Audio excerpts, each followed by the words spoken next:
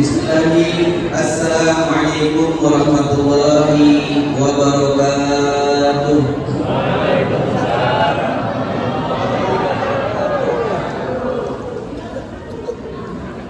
Innal hamdalillahi nahmaduhu wa nasta'inuhu wa nastahdihi wa na'udzu billahi min shururi anfusina wa sayyiati a'malina. May yahdihillahu fala mudilla lahu wa may yudlilhu fala hadiya lahu. Asyhadu an la ilaha illallah wahdahu la syarika lahu wa asyhadu anna Muhammadan abduhu wa rasuluhu la nabiyya wa la rasulahu ba'dahu. Qala Allah ta'ala fil Qur'anil Karim, a'udzu billahi samii'il 'aliim minasy syaithaanir rajiim. Ya ayyuhalladzina amanu taqullaha haqqa tuqatih wa la tamutunna illa wa antum muslimun. Wa qala nabiyyuna sayyidina Muhammad sallallahu alaihi wa ala alihi wasallam fi rizqihi ittaqillaha haitsu ma kunta wa atbi'i sayyi'atal hasanata tamhuha wa khaliqin nasa bi khuluqin hasan. Segala puji hanya milik Allah Subhanahu wa Ta'ala. Di kesempatan yang berbahagia ini, biqadrillahi ta'ala wa ma syaa fa'ala, Allah mentakdirkan kita bertemu di Masjid Agung An-Nur, masjid yang cukup megah meskipun belum selesai, tapi penampakan sudah ada dan sudah bisa kita gunakan. Semoga dari para muslimin yang telah berinfak, bersedekah atau memberikan bantuan di masjid ini dicatat sebagai kebaikan dan termasuk yang disampaikan oleh Rasulullah, man bana masjidan lillah banallahu lahu baitan fil jannah. Siapa yang membangun masjid karena Allah, Allah akan membangunkan untuknya istana atau rumah yang megah di surga. Amin ya rabbal alamin. Salawat dan salam semoga tercurahkan kepada Nabi Muhammad sallallahu alaihi wa ala alihi wasallam, pada keluarga, sahabat, tabi'in dan tabi'ut tabi'in, orang-orang yang istiqomah menjalankan sunnah dari kiamat. Tanpa mengurangi ikram dan takdim saya tidak bisa menunjukkan satu persatu di antara kaum muslimin semua. Insyaallah saya mencintai antum semua karena Allah, dan kita adalah sama-sama satu saudara. Yang memegang ini bukanlah orang yang termulia. Yang termulia adalah inna akramakum indallahi atqakum. Sesungguhnya yang paling mulia di antara kita adalah yang paling bertakwa. Maka Rasul mengatakan at-taqwa hahuna yasuru ila sadrihi salasa marrat. Takwa itu letaknya di dalam dada, dan beliau menunjuk kepadanya sebanyak 3 kali. Jadi kita tidak tahu, Pak, saya yang di sini yang katanya suruh memberi tausiah, meskipun itu bukan saya, Ahmad itu bukan saya, nama saya itu Nur Ahmad. Jadi besok harus akikah dengan sini. Langsung akikahnya saya lagi, langsung transfer saja karena saya tukang akikah ya. Jadi nama saya Nur Ahmad, dilahirkan di hari Jumat pukul 12:05 ketika Bapak sedang khutbah Jumat. Jadi mungkin diralat karena seluruh ijazah saya dari SD sampai terakhir itu Nur Ahmad bukan Ahmad. Saya termisu. Termasuk di kakak juga nama saya kepala keluarganya. Barakallahu fikum. Mudah-mudahan MC-nya tidak ngambek. Nah, nanti saya cerita di depan. Ustaz maunya apa Ustaz? Waduh, saya nggak mau apa-apa, maunya belajar. Temanya luar biasa. Rasulullah teladan hidup sepanjang zaman. Saya lupa kalau tidak salah Kamis atau Jumat yang lalu saya di Depak untuk mengisi di sini. Dan undangan ini kok Masjid Agung? Padahal saya 2 kali misi di masjid depan, waktu itu belum agung, masih kecil, gitu ya. masjidnya masih kecil, agak di bawah, kalau naik mobil susah gitu ya. Nah, artinya itu luar biasa memiliki kepanjangan meskipun belum selesai, tapi masya Allah karena pertolongan Allah kemudian Allah memilihkan para muslimin, para mu'minin, jadilah masjid ini atas misinya. Bapak harus berbahagia ketika dipilih oleh Allah untuk menjadi salah satu dari muslimin di masjid ini. Mengapa? Karena masjid ini termasuk rapi. Subuh kata tadi saya dengar kurang lebih 2 sholat. Subuh lupa. Kalau maghrib itu biasa, isya itu biasa, tapi subuh itu luar biasa. Kalau sampai 2 sholat, 1 sholat ini 20 atau 25 orang, berarti 50 lebih, bahkan mungkin bisa 3 sholat, bahkan mungkin bisa 4 sholat nanti. Amin ya rabbal alamin. Nah, mengapa tema ini menarik sebenarnya? Saya membuat PA ini Pak. Contohnya seperti ini. Mudah-mudahan cukuplah sampai nanti kira-kira MC-nya memberi tanda. Kalau nggak cukup ya sudah. Jadi memang ilmunya masih belajar. Baik, Rasulullah Shallallahu Alaihi Wasallam itu disebut dengan Muhammadun. Muhammadun itu artinya seseorang, sesuatu yang memiliki sifat yang terpuji. Kalau Hamidun itu sifat yang terpuji namun tidak berulang. Tapi kemudian Allah Subhanahu wa Ta'ala mengabarkan melalui firman-Nya di dalam surat As-Saff, difirmankan melalui lisan atau penggambaran ibrah dari Nabi Isa alaihissalam, yakni timbah dismuhu Ahmad. Akan datang setelah kalian seorang nabi yang bernama Ahmad. Bapak Ahmad itu sesuatu yang terpuji dan tidak ada celah. Makanya jujur kalau bapak punya anak cucu dikasih nama Ahmad, wah itu tanggung jawabnya besar. Apalagi ada nurnya di depan. Nur Ahmad, tuwe berat lagi. Bahasa Inggrisnya apa? Lebih berat lagi. Makanya ketika kita sepakat anaknya siapa dikasih nama Ahmad bulan, maka bapak harus menyiapkan paling tidak lulus SD dia sudah bisa baca Al-Quran. Berarti di depan kita ya, ada sekolah TPA yang cukup baik. Gurunya saja tadi membaiknya seperti itu. Ya, jadi insya Allah itu baik. Nah, kira-kira Allah Rasulullah itu diutus untuk menyempurnakan seluruh risalah, seluruh ajaran, seluruh agama sebelumnya. Makanya salah seorang sahabat yang mulia Umar bin Khattab radhiyallahu itu pernah menemukan mushaf, ya, menemukan lembaran Taurat. Kemudian kira-kira, Masya Allah, bagus sekali isinya ya. Rasul langsung, tak boleh. Wallahi demi Allah, kalau Nabi Musa itu masih hidup saat ini, dia harus beriman kepadanya. Jadi kalau ada sebuah bangunan itu akan sempurna kecuali dengan satu keramik, maka keramik yang menyempurnakan bangunan agama itu adalah Rasulullah SAW. Al-yawma akmaltu lakum dinakum wa atmamtu alaikum ni'mati wa raditu lakum al-Islam. Maka ketika Rasulullah diutus, tugasnya adalah menyempurnakan seluruh risalah sebelumnya. Nah, meskipun inna syar'u dan syar'udana ma lam yukhalif syar'una bi khilafihi. Kalau kita baca kaidah usulnya, syariat sebelum kita itu bisa menjadi syariat kita selama tidak menyelisih syariat yang telah ditetapkan oleh Nabi kita. Contohnya apa? Puasa Daud. Puasa Daud kita kan Senin puasa, Selasa tidak puasa, Rabu puasa, Kamis puasa, Jumat tidak puasa, katanya puasa Daud. Dan itu puasa paling afdal setelah puasa Ramadan. Kalau bapak ibu mampu, mbak-mbak mampu, puasa Daud itu puasa yang paling afdal. Kalau tidak mampu ya mungkin ambil sepekan 2 kali, hari Senin pas kelahiran Rasul, hari Kamis pas disetorkan amal kebaikan.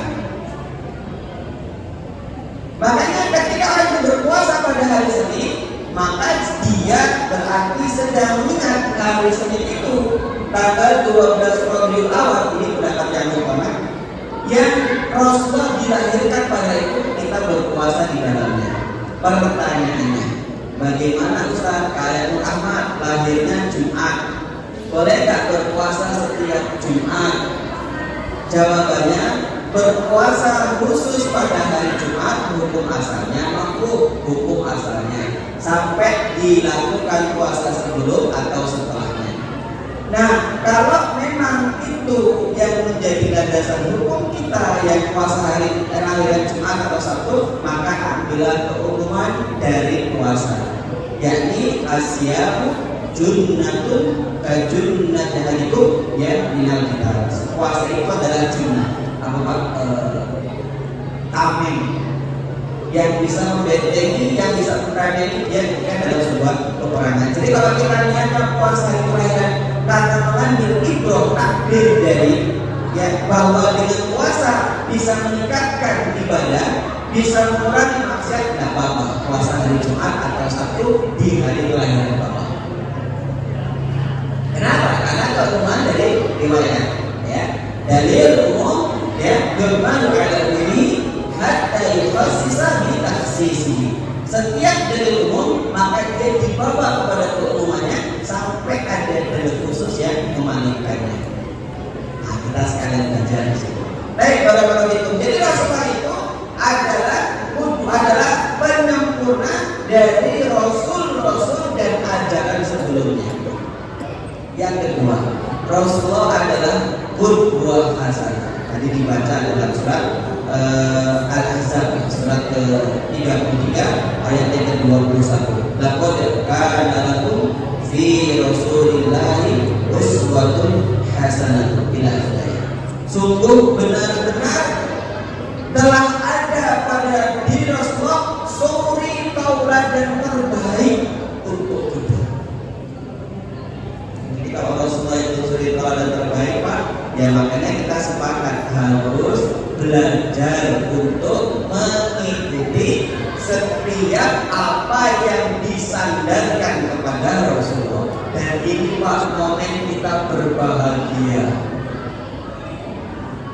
Di hari inilah sekian ribu tahun yang lalu dilahirkan seorang manusia yang jelas-jelas dipastikan bisa memberikan kebaikan kepada orang-orang yang mengikutinya. Masya Allah, Pak, Rasulullah itu benar-benar kedua hasanah yang baik. Ada seorang nenek dari orang Yahudi. Allah takdirkan, maaf ya Bu, maaf Bapak, kedua matanya itu buta. Setiap pagi Rasulullah menyuapi beliau, disuapi dengan lemah lembut, padahal agamanya beda, Pak. Kita yang satu maulid, yang satu tidak maulid ribu tahunan. Yang pro dengan maulid, ya dengan maulidnya, yang tidak pro, ya kekeh dengan itu bid'ah-bid'ahnya. Masya Allah. Nah, ini besok Pak udah lain tema lagi. Kita ribu tahunan, besok sudah bersih, tidak ada lagi. Sampai anak dan bapak itu berantem gara-gara bapaknya ikut maulidan, anaknya nggak ikut maulidan. Kita ini siapa Bapak kok gitu saja? Ini kan uslub saja, ini metodologi, ini cara kita untuk mengumpulkan orang, ini cara kita untuk memakmurkan masjid yang kurang lebih sudah 2 tahun ya terjadi ya, Allah takdirkan yang bernama wabah. Saya ingat sekali tanggal 27 ya, Februari 2019 itu masa Ramadan. Pas waktu itu saya masih di Madinah karena saya pulang dari Madinah tanggal 29. Itu kalau saya ke Candi dulu untuk Malaysia ke Singapura, wah itu dikasih macam-macam betapa sama pihak maskapai. Nanti kalau panasnya di atas sekian nggak boleh keluar, tiketnya harus gitu Pak. Wah, saya bawa jamaah umroh karena kebetulan saya punya jemaah, jadi harus mengikuti. Jadi alhamdulillah semuanya sama. Dan jadi sejak 27 Februari atau Maret itu Pak, sejak itu tidak ada lagi panitia Hari Besar Islam dan kita pertama kali. Makanya kita bahagia sekali Pak. Ramai seperti ini semuanya siap untuk diisi dan kita harus siap mengosongkan gelas agar diisi air yang baik. Karena syarat seseorang itu untuk belajar dia harus mengosongkan dirinya, hatinya dari kesombongan, ya, merasa diri paling baik dan merasa diri paling tinggi. Karena kalau dia itu sudah penuh, dituang air yang baik itu akan tumpah. Ya, seperti itu. Jadi Rasulullah itu menyuapi Pak wanita ini sampai qadarullah Allah meninggal dunia. Abu Bakar As-Siddiq, orang terbaik kedua setelah Rasulullah, itu bertanya kepada Ibu Aisyah atau sahabat yang lain, apa amal Rasulullah yang lakukan? Menyuapi wanita itu. Disuapi Pak. Maka pada suapan yang pertama dan yang kedua, wanita ini ngomong agar kita gak pernah itu ya melihat wajah Rasulullah. Dia ngomong seperti ini, maaf, apakah Anda yang biasa menyuapi saya? Maka kemudian dijawab, mengapa? Apa bedanya orang sebelum saya dan orang ya saat ini yang menyuapi Anda? Berarti apa jawabannya? Kalau orang sebelum Anda itu ketika menyuapi saya dengan kasih sayang, menarik sendok atau alat untuk memasukkan itu pelan-pelan, beda dengan tangan Anda saat ini. Abu Bakar menangis dan mengatakan kemarin beliau telah meninggal dunia. Dia adalah utusan Allah, dia adalah Rasulullah Sallallahu Alaihi Wasallam. Masya Allah Pak, orang yang non-muslim saja bisa melihat begitu sifat kasih sayang yang agung dari Rasulullah SAW. Jadi kedua hasanah. Makanya kan kalau kita ingin lihat saya kepala keluarga Ustaz, maka Rasulullah mengatakan khiyyarukum fi ahli wa ana khairukum fi ahli. Sebaik-baik kalian adalah yang paling baik akhlaknya kepada ahli, istri dan anak. Ketahuilah aku orang yang paling baik. Jadi kalau jadi suami betul-betul menjadi contoh Pak untuk anak istrinya. Saya tadi pagi ngajarin Pak di pesantren, ya, karena di pesantren itu kan lingkupnya peraturan bangun tidur sampai bangun tidur itu diatur dengan bel itu ya. Saya ngomong sama mereka yang calon Ustaz nanti di bulan 6 itu. Jadi kalau banyak pelanggaran itu bukan mutlak direvisi peraturan, tapi dilihat dulu, jangan-jangan kita calon ustadznya, musyrik tamarnya tidak memiliki ruh ketaatan. Padahal kaidahnya faqidu syai' la yu'ti. Sesuatu yang tidak punya, maka dia tidak bisa memberi. Nggak punya pisang kok ingin memberi pisang, nggak punya jeruk kok ingin memberi jeruk. Orang yang nggak punya sifat muti, ketakwaan, tidak akan mungkin menghasilkan orang yang taat. Makanya kalau kita punya anak kok bukan bandel siapa yang belum ketemu soalnya, dibilang sekali dia jawabnya 3 kali, ya jangan dasar anak setan, anaknya cerdas, bapak setan kayak bapak, kan gak enak sih Pak dibilang bapak setan. Anakku iblis, berarti ibunya iblis kayak ibu toh, pantas galak. Makanya di situ kemudian harus melakukan. Rasulullah itu biasa Pak buat kopi. Ya kalau sekarang ya sendalnya putus ya disambung dewek, bajunya mungkin ada yang sobek dijahit sendiri, biasa. Ketika tahajud, Nabi Aisyah itu ya malam di tempat sujudnya diangkat pelan-pelan, ya kemudian sujud seperti itu. Karena berdirinya Rasulullah itu lama. Tadi saya tanya Pak Dokter, Pak Hadir Rahman waktu disahnya, ya biasanya lebih lagi sama. Mudah-mudahan nggak pada menyalahkan saya karena tadi imamnya kok kepanjangan. Baik, jadi Rasulullah itu kalau berdiri lama Pak. Karena kalau beliau membaca, tadi kita belum bisa mencontohnya.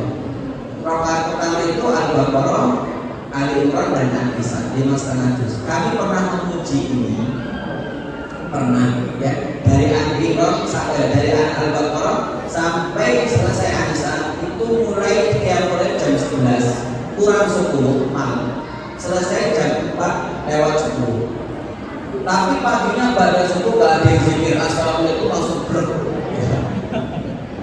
Karena saya ketika waktu itu Ustaz kami bilang kita coba yuk mencontoh Rasulullah dalam qiraat. Ya kita waktu di bawah ternyata lama Pak sampai selesai surat Al-Baqarah itu. Paginya baris pijitan berjamaah. Akhirnya pegel-pegel. Rasulullah itu Masya Allah ya. Tiap hari kayak gitu kalau belum kondisi tidak fit. Kalau 3 surat dalam satu rakaat mabuk Pak kalau kita baca. Langsung tobat surat. Kenapa Pak? Imamnya kepanjangan. Yang meskipun nanti ada kaidah dalam fikih itu kalau imam tidak boleh memanjangkan kalau justru banyak orang tua belum biasa panjang dan ada anak-anak atau seorang ibu yang membawa anaknya itu dipercepat.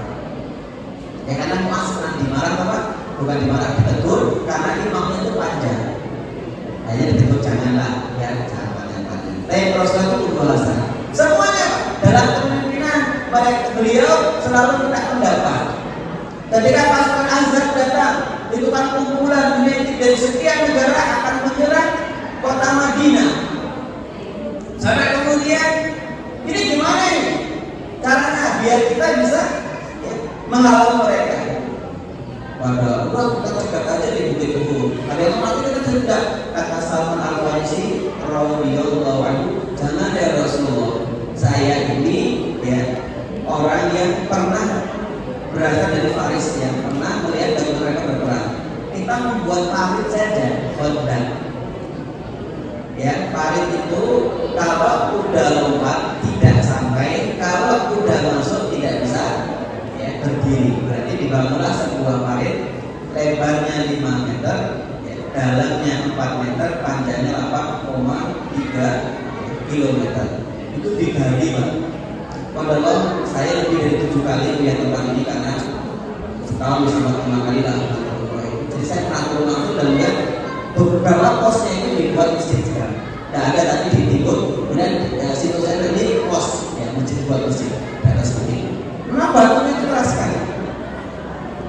Nah Rasulullah bermusyawarah, gimana caranya kita katakan pokoknya saya ingin kayak gini. Nah, jadi kalau ya seperti yang kita ketahui ya Pak Dokter sebagai takmir ya harus sebaiknya minta pendapat, jangan jalan sendiri. Kita punya sekretaris, punya bendahara, kita alhamdulillah bendahara dibagi 2. Itu bagian dari masjid dibagi 2 itu ada pembangun sendiri, ada bendahara masjid sendiri, itu bagus. Kenapa? Karena kita tidak akan mampu menyelesaikan sesuatu kecuali dengan bermusyawarah. Rasulullah telah mencontoh. Dalam tarbiyah, ketika Rasulullah dan taklim Pak kayak gini Pak, ujuk-ujuk ya tiba-tiba ada orang Badui Pak di pojok sana Pak kencing kewer-kewer itu Pak. Wah langsung sakrat udah jangan biarkan dia menyelesaikan hajatnya. Setelah itu syubbatil ma, kemudian disuruh menyiram air sebanyak dalam bumi 1 ember beras, 1 ember air, selesai. Kemudian kata Rasulullah dipanggil sini, kamu kenapa kencing? Jawabnya apa? Ya dingin aja. Nah ini kan tempat Allah, jangan kau kencingi. Ya. Maka kemudian kata orang ya Badui ini kalau dia kesel di orang sahabat, ya Allah, ampunilah aku dan ampunilah Muhammad dan jangan pernah engkau ampuni orang selain kami berdua. Saking gitu Pak, gemesnya dengan sahabat yang pernah marah-marah. Ketika itu sahabat orang-orang baru itu satu orang pergi, so, dia mengajak seluruh kabilahnya masuk Islam dan Rasul mengatakan kenapa ada saya melarangnya? Kenapa Rasul? Kebayang tidak? Orang lagi kencing dibentak, dia akan mampet. Nah, ini Pak Dokter akan menjelaskan kenapa Pak tidak boleh menahan mampetnya air kencing. Yang kedua, kalau dia jalan kewer-kewer bawa kencing, berapa banyak tempat yang terkena najis. Yang ketiga, kami ini kita diutus untuk menjadi makhluk hamba manusia yang berkasih sayang. Tidak kayak itu Rasulnya. Dia kan orang awam. Kalau Anda lakukan baru dihargai. Masya Allah ya Pak, Rasul uswatun hasanah. Jadi siapapun itu ketika dalam kehidupannya melihat satu sisi kebaikan kepada orang lain, dia akan contoh. Padahal saya ngajar Pak 4 SKS di salah satu sekolah ini, judul bukunya Rasul Al-Mu'alim. Luar biasa di kitab itu diterangkan bagaimana metodologi Rasul dalam belajar. Dan disampaikan di situ ada satu keadaan Rasul itu menjawab sesuatu yang tidak ditanya. Contohnya apa? Ketika ya Rasulullah mata saat, ya Rasulullah kiamat kapan dong? Ya, maka Rasul tidak mengatakan kapan, kata tadi dan dari apa yang telah kau siapkan untuk. Maka sahabat mengatakan aku mencintai Allah dan aku mencintaimu. Turunlah hadis Pak, anak almaru ma'a man ahbabta. Seseorang itu bersama orang yang dia cintai. Di kitab ini Pak sebutkan, Rasulullah tidak mengatakan sesuatu yang tidak dia ketahui, tapi dipancing untuk melakukan sesuatu agar turun satu ilmu baru bahwa mencintai Rasulullah itu salah satu bekal terbaik agar kita bisa membersamai dan bersama Rasulullah SAW. Seluruh anbiya, seluruh nabi, seluruh rasul itu telah habis doanya Pak di dunia. Kecuali Rasulullah menyisakan satu untuk memberikan syafa'atul uzma kepada umatnya. Coba Rasulullah uswatun hasanah. Ya. Pada saat ada orang Badui Pak, ini dalam hal kesehariannya, dalam hal amanahnya. Ada orang yang berbicara Rasulullah, kita bertemu di depan rumah RT ya kalau sekarang. Ya, itu sampai 3 hari Pak akan datang. Hari keempat baru ingat bahwa dia Rasulullah. Rasulullah mengatakan, engkau telah membuat saya kesulitan karena menunggumu di tempat ini. Ya Rasulullah maaf saya lupa. Baik, tidak masalah. Yang penting besok jangan. Coba Pak kalau kita Pak, ya jangankan berhari-hari, kita telah setengah jam saja sudah raminya luar biasa. Dibuat status katanya jam 7, sekarang jam setengah 8 kok belum datang. Ya, tidak ya konfirmasi belum datang. Baik. Kemudian yang berikutnya, bagaimana Pak jika kita ingin dicintai Allah? Rasulullah SAW pernah ditanya para sahabat, wahai Rasulullah, bagaimana agar kami dicintai oleh Allah Subhanahu wa Ta'ala, agar kami diampuni dosa-dosanya? Maka Rasulullah diam dan turunlah ayat dalam surat Ali Imran, surat yang ketiga di ayat ke-31. A'udzu billahi minasyaitonir rajim. Qul in kuntum tuhibbunallaha fattabi'un. Qul in kuntum tuhibbunallaha fattabi'uni yuhibbukumullah wa yaghfir lakum dzunubakum. Wahai Muhammad, katakanlah kepada pengikutmu, umat-umatmu, jika ingin dicintai oleh Allah, fattabi'uni, maka ikutilah. Rasulullah itu Pak, uswatun hasanatun sampai kapanpun. Semuanya uswah hasanah sampai akhir hayat. Makanya kalau ada orang yang mengatakan saya mau pilih satu saja, yang lain belum mampu, mereka pasti itu tidak apa. Saya hanya milih Rasulullah di sisi sholat berjamaahnya saja. Karena apa? Belum mampu meniru tahajudnya Rasulullah sepertiga malam kedua sampai subuh. Berat Pak. Saya tidak mampu mencontoh Rasulullah di puasanya. Saya hanya mampu mengamalkan sabda Rasulullah, tersenyum ketika bertemu dengan saudaranya. Sampai mengatakan la tahqiranna minal ma'rufi syai'an wa in alqa akhaka biwajhihi. Dan lain diwajibkan. Janganlah engkau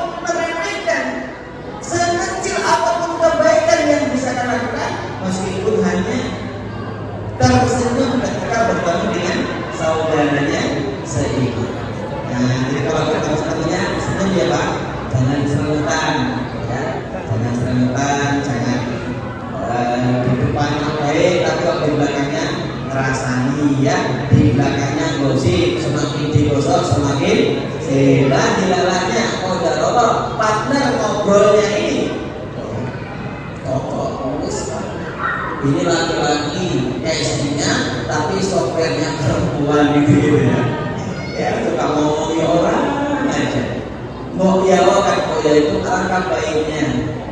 Kita itu merenung Pak, kalau kita sedang ngomong orang tentang orang, kalau itu dibalikkan kepada kita, kira-kira senang tidak? Tidak usah sudah.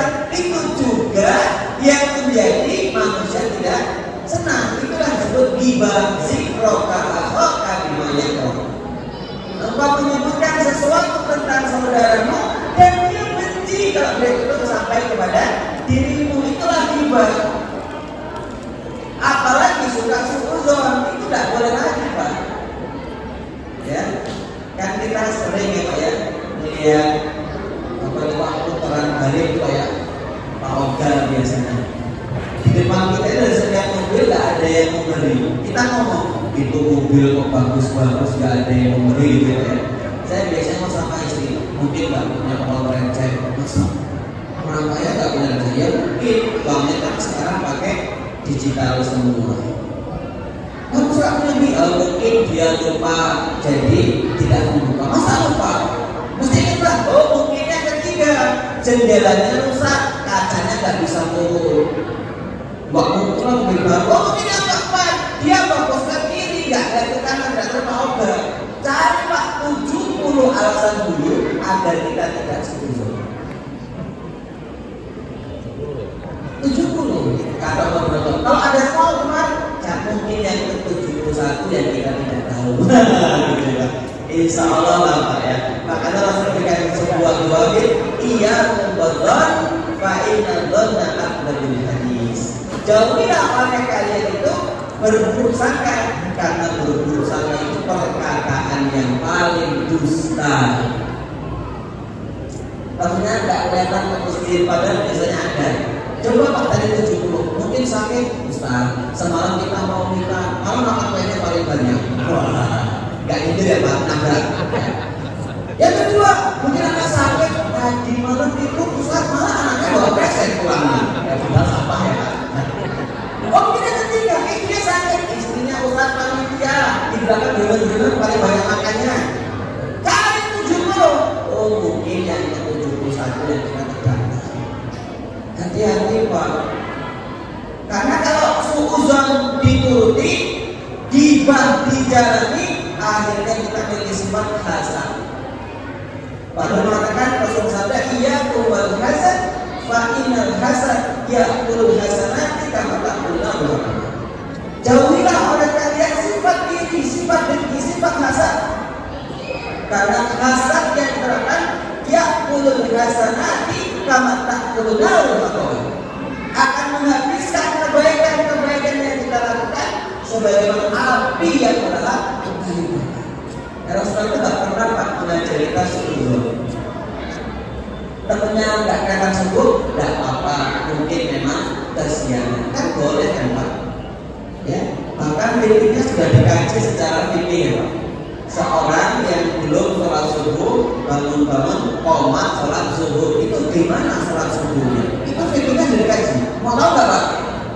Buk nanti kayak gitu ya Pak. Nah kayak bicara fikihnya. Ada dua cara. Cara yang pertama ini pendapat Imam Syafi'i dan satu mazhab Hambali, pendapat dari mazhab Hambali.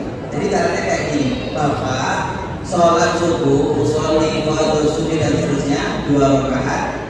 Niatnya itu makmumnya niat subuh 2 rakaat, imamnya tetap sholat subuh.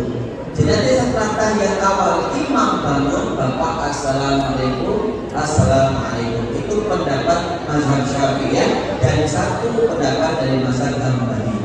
Dalilnya sederhana, innamal a'malu binniyat wa innamal likulli imri'in ma nawa. Segala sesuatu itu tergantung niat dan setiap balasan berdasarkan apa yang dia niatkan. Baik, cara yang kedua. Kalau dalam saya ini cara yang kedua ini ya, karena kalau yang pertama boleh. Cara yang kedua, dia ikut berjamaah dengan imam yang sholat zuhur dan dia niat sholat zuhur. Jadi 4 rakaat. Setelah itu imam salam, dia iqamah mengqadha sholat subuhnya.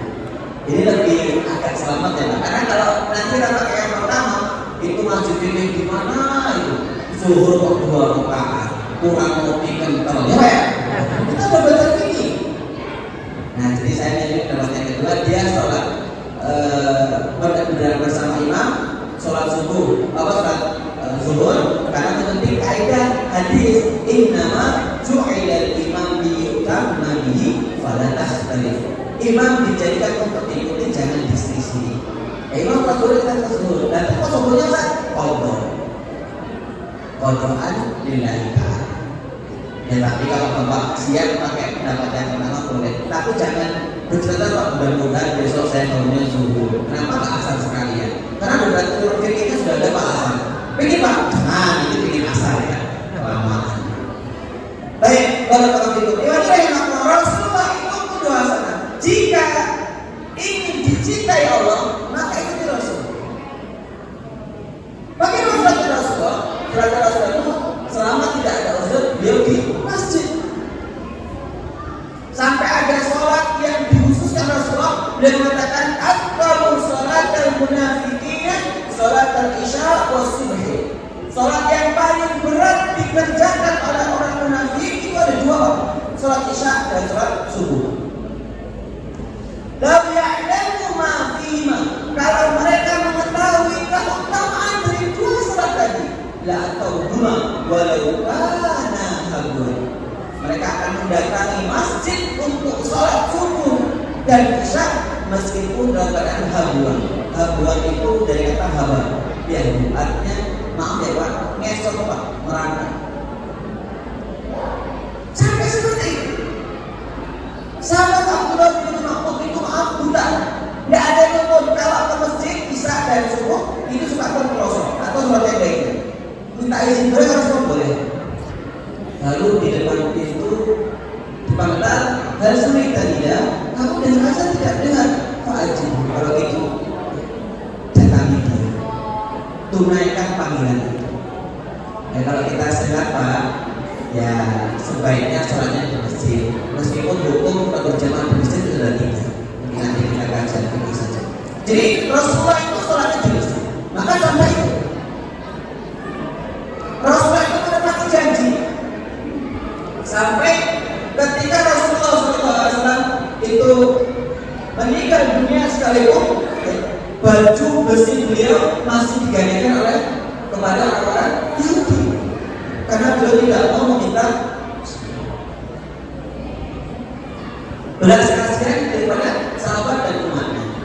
Umatnya silakan, ini barang gantian baju orang saya, baju saya sebagai jaminan untuk beberapa gram makanan untuk keluarga. Kita tempat nanti dijual, sisanya diberikan kepada ahli waris. Kita ini masya Allah ya Pak, kadang-kadang cinta pada Rasulullah tapi sholatnya masih berantakan. Cinta kepada Rasulullah tapi ngomongnya masih kasar. Cinta Rasulullah suruh berzikir malas-malasan, padahal hisabnya menegangkan, tapi mintanya sudah berdosa.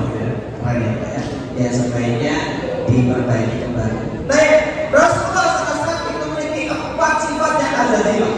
Ini sudah kita hafalkan waktu SD. Sidik, amanah, farqanah, arqu. Sidik artinya jujur. Alaikum bisidqi. Kata Rasul dalam hadis utama tadi. Alaikum bisidqi, fa inna sidqa yahdi ilal bir, wa innal birra yahdi ilal jannah. Wa inna rajulu la yasduqu hatta yuktaba indallahi siddiqan. Alaikum bisidqi. Hendaklah kamu jujur dalam hati, jujur dalam lisan, jujur dalam perbuatan. Fa inna sidqa yahdi ilal bir. Karena kebaikan itu akan menunjukkan kepada kebaikan. Wa innal birra yahdi ilal jannah. Dan kebaikan itu akan menunjukkan kepada surga. Fa inna rajulu la yasduqu hatta yuktaba indallahi siddiqan. Tidaklah seseorang itu yang selalu belajar jujur kecuali Allah akan mencatat dia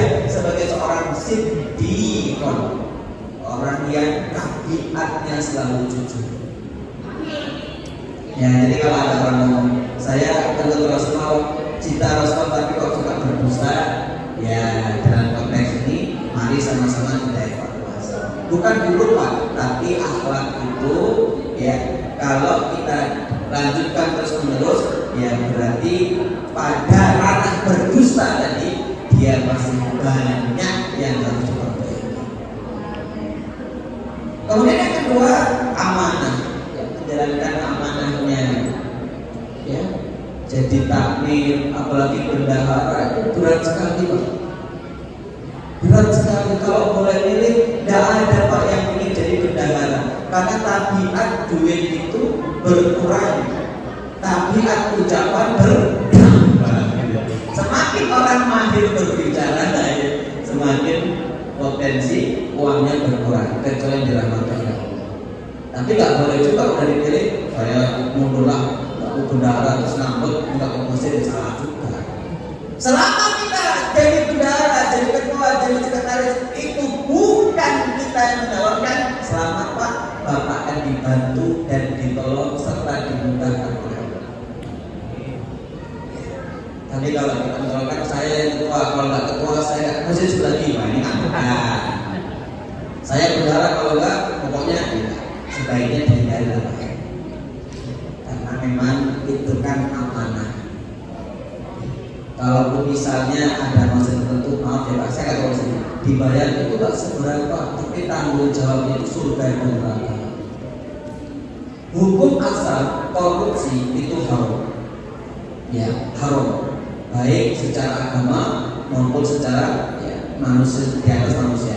Tapi lebih haram lagi yang dikorupsi uangnya manusia, uang umat. Dititipi uang 1 juta, tolong ya Pak ini untuk bantu semen, siap. Tidak disampaikan malah untuk beli bakso. Ini bahaya sekali. Nah untuk bilang harusnya kita takut kepada Allah. Uang yang untuk semen masjid justru kita belikan bakso untuk anak kita. Istrinya menyusui lagi, hari jadi asinya diberikan kepada anak-anak ini. Tapi neraka itu bakal bertobat. Jadi kalau di masjid itu jangan dilama-lama ya Pak, biarlah dibangkitkan hukumnya akhir bulan biar sekalian nambah di rumah bulan. Kalau bisa langsung diambil serahkan, selesai.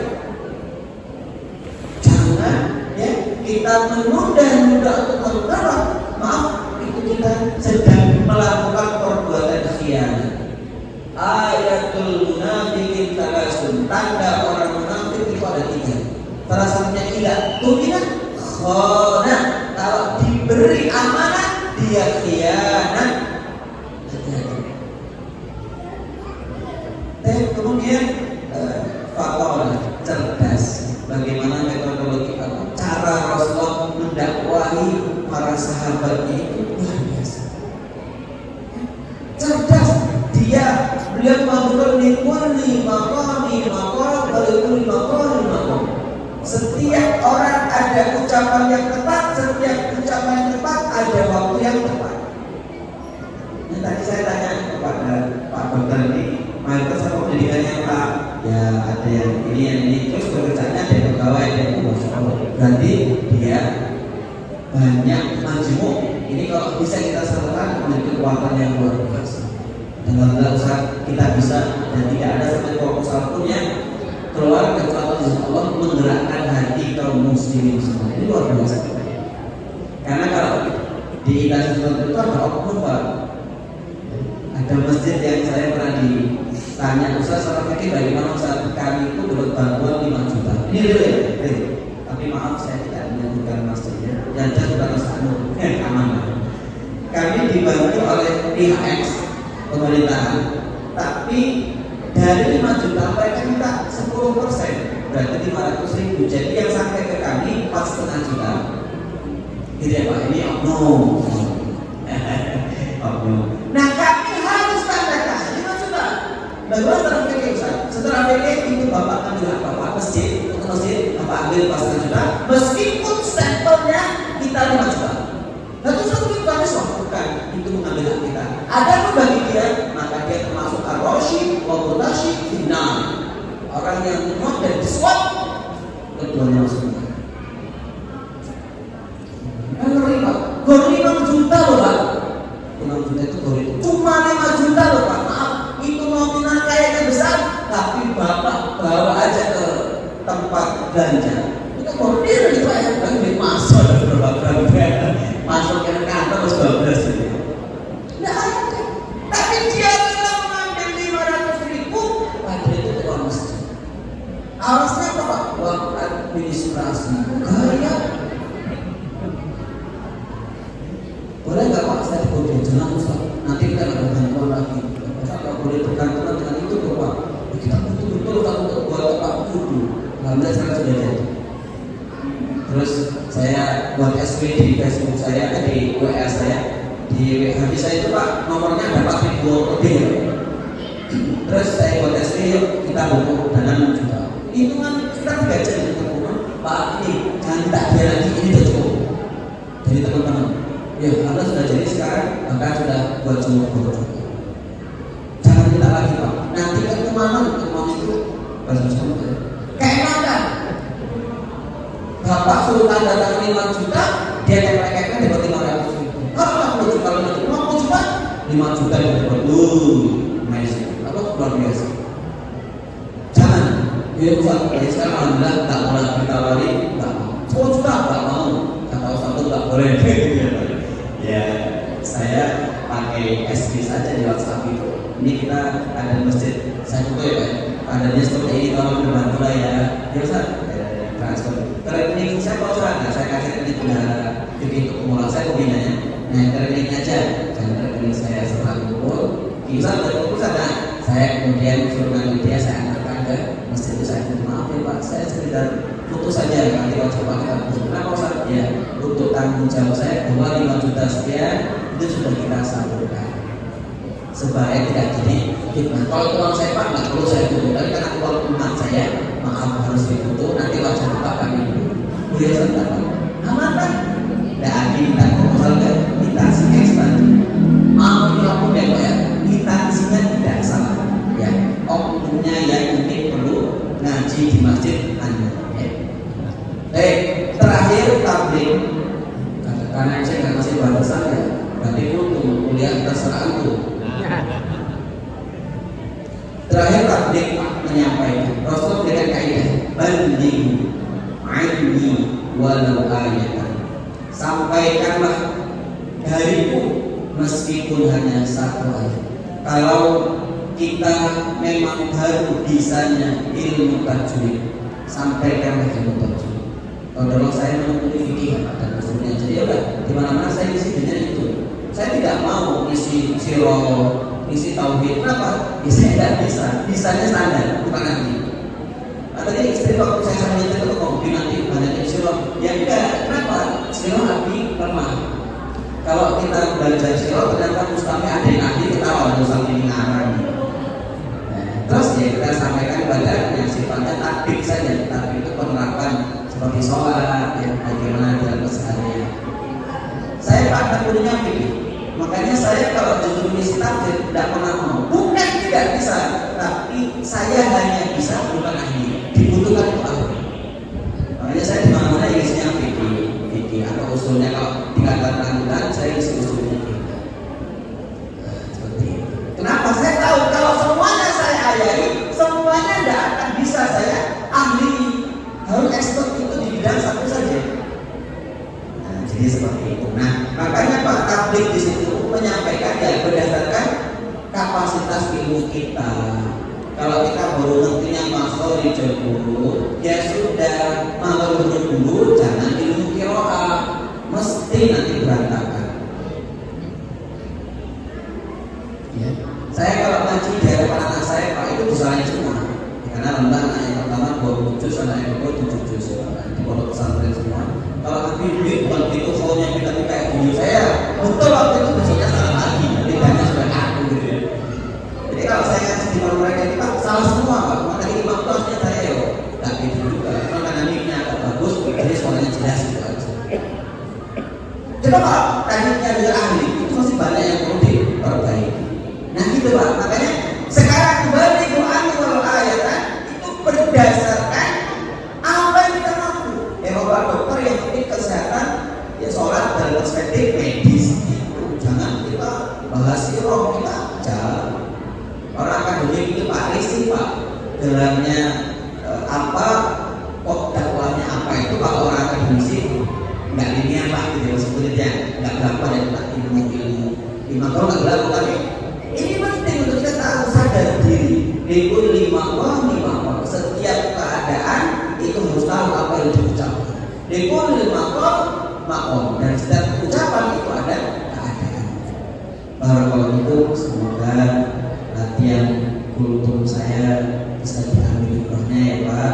Alhamdulillah saya sudah kali ketiga ini ke sini, 2 di masjid depan, 1 di masjid sini. Semoga bisa ketemu lagi di lain waktu. Yang penting jangan hari Ahad ya Pak. Hari Ahad saya memang libur, setelah 7 sudah main bola di lapangan besar. Jadi memang seluruh taklim Ahad saya liburkan. Karena malam Ahad saya taklim rata-rata jam 11 pulang sekolah. Jadi sengaja saya berikan. Dulu pun pekan pertama, pekan kelima, alhamdulillah sudah 1 bulan ini hari Ahad memang saya kosong, memang untuk keluarga. Ya, setengah 7 sampai jam setengah 10 saya pulang, setelah itu biasanya acara sama anak. Karena kalau mereka tidak diberi hak sebagai seorang anak juga sakit ya Pak ya, kasihan bapak taklim terus anaknya tidak tahu bahwa elok itu rasanya asin gitu ya, kan bahaya. Jadi sesekali mas saya ngajak mereka jalan-jalan untuk mengetahui bahwa mereka juga punya hak. Jadi kalau mau ketemu lagi jangan lagi itu pun kalau mau, kalau saya nggak apa-apa karena memang cukup jauh juga.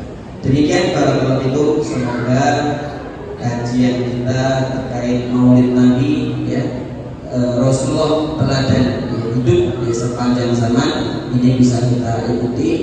Kalau tidak bisa semuanya maka jangan tinggalkan seluruhnya. Malah yudraku kulluhu la yudraku kulluhu. Seperti kayak usulnya. Sesuatu yang tidak sempurna untuk kita lakukan jangan tinggalkan semuanya.